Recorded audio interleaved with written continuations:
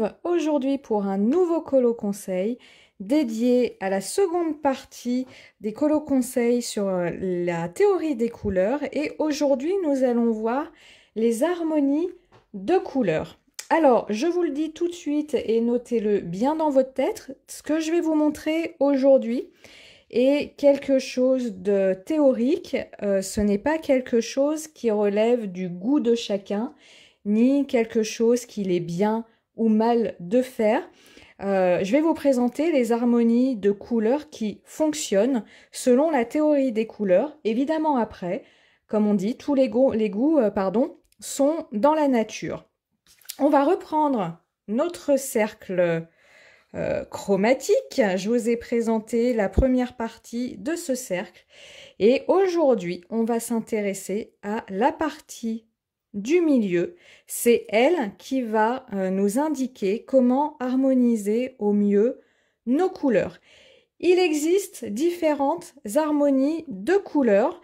Tout d'abord, vous avez une harmonie de couleurs qui est dite de couleurs adjacentes. Ça va être par exemple de choisir une couleur principale et de venir faire une harmonie avec des couleurs adjacentes à cette couleur principale. Alors évidemment, dans ce cas-là, il ne faut pas faire le tour entier de votre cercle chromatique, mais voilà, c'est de se dire si j'en prends une, je vais à droite ou je vais à gauche. On est sur des harmonies de couleurs adjacentes et ça fonctionne plutôt bien. Je vous montre un exemple avec un colo que j'ai fait ici. Oh, ça vous donne une idée d'harmonie de couleurs pour des couleurs adjacentes, le violet et le rose ici aussi. Ce colo me donne l'occasion de vous dire quelque chose d'important au niveau de l'harmonie des couleurs. Au niveau de l'harmonie des couleurs, le blanc, le noir et le gris vont être considérés comme des couleurs neutres. Ce qui veut dire que par rapport à notre cercle chromatique, quand vous allez choisir une harmonie de couleurs, à cette harmonie, vous pouvez ajouter du blanc, du noir et du gris. Ça ne cassera pas l'équilibre dans votre choix de couleurs. Le gris, vous pouvez tout à fait faire le choix qu'il fasse partie entièrement de votre palette de couleurs ou par touche, il viendra compléter l'harmonie choisie. Je zoome un peu plus. Deuxième harmonie très simple à comprendre et à réaliser, c'est ce qu'on va appeler l'harmonie de couleurs complémentaires. L'harmonie de couleurs complémentaires, elle consiste à choisir une première couleur principale, ici par exemple le jaune, et de venir traverser tout droit entièrement le cercle chromatique et d'aller l'associer avec sa couleur opposée ou de l'associer avec sa couleur opposée plus celle qui se situe à gauche et à droite. Donc ici, ce serait le jaune, le violet, le rouge-violet et le bleu-violet.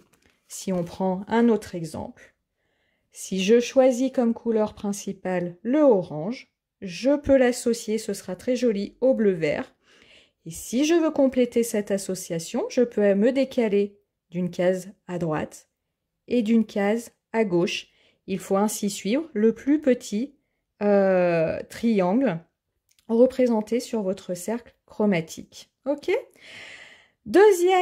Troisième plutôt, possibilité d'harmonie de couleurs, ça va être le plus grand triangle qui va s'appeler une harmonie par triade. Ici, si je choisis comme couleur principale le orange, si je suis mon triangle, à l'autre bout, vous pouvez l'associer au bleu-violet et au jaune-vert. Attention dans ces cas-là, comme dans l'harmonie de couleurs complémentaires, ce qui va être encore plus sympa, c'est de doser vos couleurs, c'est-à-dire dans votre coloriage, de ne pas mettre la même quantité de chaque couleur sur votre colo. En général, on considère, c'est pour ça que je parle de couleur principale, on considère qu'il faut choisir une couleur principale qui va être surreprésentée sur le colo, comme ici pour ma part le violet, et des couleurs qui vont venir compléter votre harmonie, qui vont être présentes en moindre mesure. J'essaye de vous trouver un autre exemple. Ici, par exemple, pour ma sorcière, c'est une harmonie par triade. Je reprends ma couleur principale. Hop, c'est du bleu. Vous voyez, on a beaucoup de bleu. Si je suis l'extrémité du grand triangle, on retrouve le rouge qui est présent ici, les lèvres, le petit haut de la sorcière. Et à l'autre bout de mon triangle, on retrouve le jaune. N'oubliez pas le jaune avec toutes ces nuances de dégradé que j'ai voulu mettre au niveau de la bougie, au niveau des reflets de ma petite sorcière, au niveau des citrouilles et de l'intérieur des citrouilles. Et vous voyez, j'ai essayé de faire le choix d'avoir un maximum de bleu, moins de rouge et encore moins de jaune. Ici, j'ai fait l'inverse. Maximum de rouge, un peu moins de bleu et encore moins de jaune. Quatrième possibilité, pour ma part, je l'utilise pas souvent, mais il faut, voilà, c'est un choix personnel. Je suis moins à l'aise avec cette harmonie. C'est l'harmonie par carré, l'harmonie tétrade. Donc, toujours pareil, vous allez choisir une couleur principale, ici le vert. Vous allez mettre la pointe de votre rectangle, ce n'est pas un carré, pardon, un rectangle, sur le vert et vous allez suivre. Donc, on vous dit que vous pouvez l'associer avec le jaune. Je poursuis la pointe de mon rectangle, on peut l'associer avec le rouge. Et je continue mon rectangle, on peut l'associer avec le violet. Toujours la même idée, c'est-à-dire qu'il ne faut pas faire du 25% vert, 25% jaune, 25% rouge, 25% violet, parce qu'en fait, on ne comprendra pas, c'est comme ça qu'on dit, c'est le vocabulaire, on ne comprendra pas quels sont les éléments principaux, quels sont les éléments secondaires. Donc l'idée, c'est de se dire, bah, l'élément principal que je veux faire ressortir, ou alors la couleur que j'ai envie de voir dominer mon colo, parce que j'adore cette couleur, eh bien, elle doit être présente en grande quantité sur ma production. Et puis les autres, doser un petit peu moins, encore un petit peu moins et encore un petit peu moins. Je vous fais une autre tétrade pour que ce soit clair pour vous. Si par exemple, j'ai envie de mettre un max de jaune orangé sur mon colo, je mets le coin de mon rectangle sur cette couleur et je n'ai plus qu'à suivre. L'autre coin du rectangle m'indique que je peux l'associer au rouge orangé. Je continue de suivre. Je peux l'associer au bleu violet. Et enfin, je peux l'associer au bleu vert. OK pour vous? Vous voyez, c'est pas très compliqué. Il suffit de choisir est-ce que je veux utiliser 2, 3, 4 couleurs. Donc, je choisis le petit triangle, le moyen rectangle, le moyen triangle, pardon, ou le rectangle.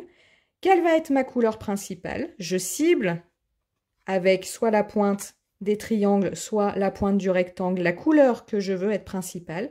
Et après, avec le doigt, je n'ai plus qu'à suivre la forme définie par le cercle chromatique pour voir avec quelle couleur associer ma couleur principale. OK?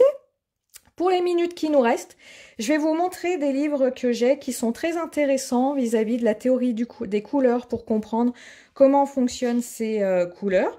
J'ai ce premier livre chez Marabout, Harmonie de couleurs. Alors, je vous les feuillette parce qu'il ne me reste plus beaucoup de temps pour vous les montrer.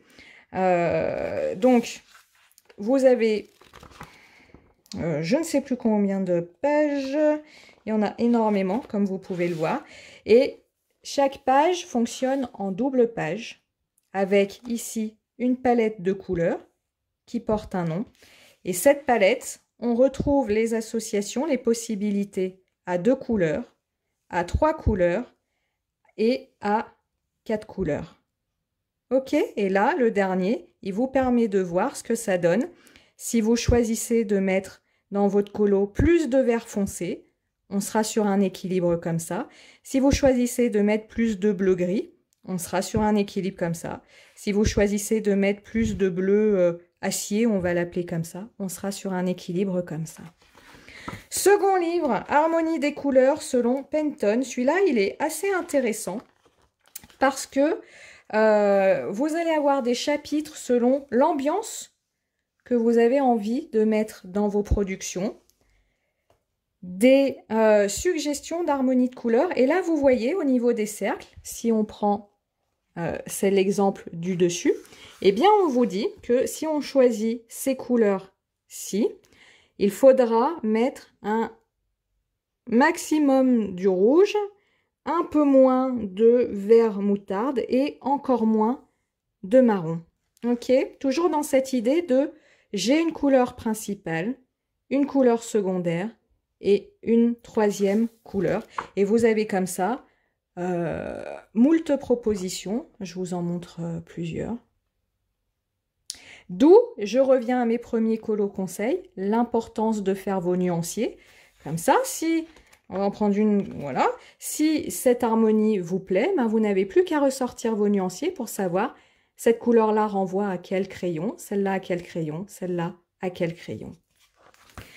Manuel de la couleur, très très beau livre. Ce livre vous explique comment fonctionne la couleur avec différents matériels, que ce soit l'acrylique, que ce soit ici nous avons tout ce qui est plus pastel, que ce soit ici l'aquarelle. Là on revient pardon à l'acrylique. Comment effectuer des mélanges, comment faire voilà, des dégradés progressifs, mais pour autant bien tranchés. Moi, j'aime beaucoup ce type de dégradé où, même si c'est progressif, on part de très foncé pour aller vers quelque chose de beaucoup plus lumineux. Et puis après, des exemples de composition, c'est pas le sujet du jour. Enfin, le dernier livre que je me suis procuré sur la question, vous voyez, hein, le domaine de la couleur, moi ça me passionne, c'est le livre La couleur, où on retrouve toujours le même principe, des exemples d'harmonie de couleurs, où on va vous expliquer ici, hein, c'est petit, mais c'est noté comment proportionner ces couleurs pour rendre un rendu harmonieux. Et là, vous voyez, alors qu'on a choisi les trois mêmes couleurs, vert foncé, violet, orange, eh ben, on vous montre par exemple que le orange ressortira beaucoup mieux sur un fond vert foncé que si vous mettez du vert foncé sur du violet foncé. Pareil, ici, là, le violet foncé va beaucoup mieux ressortir que si vous le mettez par exemple sur un fond vert. Donc ça vous explique des choses comme ça. Ça reprend tout ce que je vous ai expliqué au niveau de l'harmonie des couleurs. Comme je vous dis, j'ai absolument rien inventé, hein, voilà. Vous avez ici le cercle chromatique. Alors oui, il y a un petit peu de lecture, hein, faut aimer lire. Et puis après, il décortique certaines œuvres d'art pour en tirer des palettes de couleurs. Dans ce livre, ils expliquent également comment poser ses ombres, la lumière, mais tout ça, on y reviendra dans de futurs colo-conseils. J'espère que je vous aurai en tout cas convaincu sur l'utilité de ce petit instrument et en tout cas que j'aurai permis de vous le rendre plus clair sur pourquoi les couleurs sont positionnées de cette façon-là. Les couleurs primaires, secondaires, tertiaires, qu'est-ce que ça signifie, tout ce vocabulaire-là. Et puis aujourd'hui, voilà, on s'intéresse au centre de notre cercle. Qu'est-ce que c'est que tous ces schémas? Comment s'en servir au mieux dans ces colos? Écoutez, j'ai hâte de voir ce que vous en pensez en commentaire parce que c'est un exercice un peu compliqué de simplifier en un court instant des notions qui sont un petit peu complexes. Donc j'ai hâte d'échanger avec vous en commentaire de cette vidéo. Je vous souhaite une bonne semaine et de bons colos et surtout amusez-vous. À très vite!